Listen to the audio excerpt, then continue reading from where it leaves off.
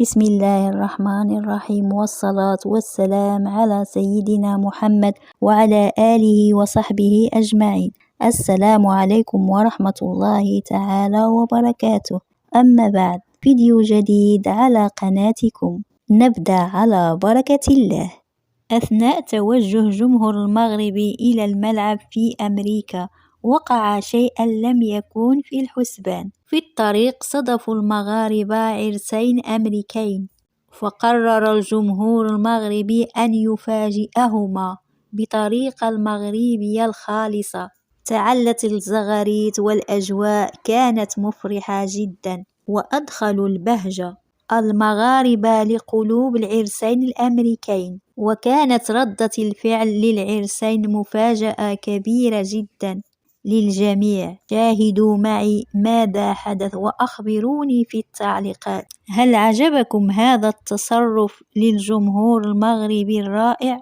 سبحان الله، وكانوا العروسين فرحين جدا، وأهلهم كمان كانوا فرحين جدا، وحتى المغاربة كانوا يرقصون معهم ويرقصون مع أهلهم.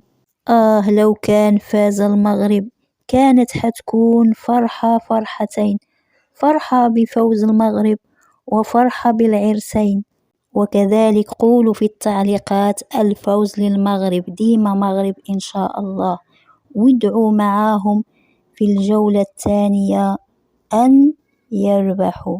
وإلى اللقاء أحبابي الكرام في الفيديو القادم إن شاء الله. لايك للفيديو والاشتراك في القناة لكي يصل لكم كل ما هو جديد. إلى اللقاء في الفيديو القادم إن شاء الله. أثناء توجه جمهور المغرب إلى الملعب في أمريكا، وقع شيئا لم يكن في الحسبان. في الطريق صادفوا المغاربة عرسين أمريكيين، فقرر الجمهور المغربي أن يفاجئهما بطريقة المغربية الخالصة. تعلت الزغاريت والأجواء كانت مفرحة جدا، وأدخلوا البهجة المغاربة لقلوب العرسين الأمريكيين. وكانت ردة الفعل للعرسين مفاجأة كبيرة جدا. شاهدوا معي ماذا حدث وأخبروني في التعليقات.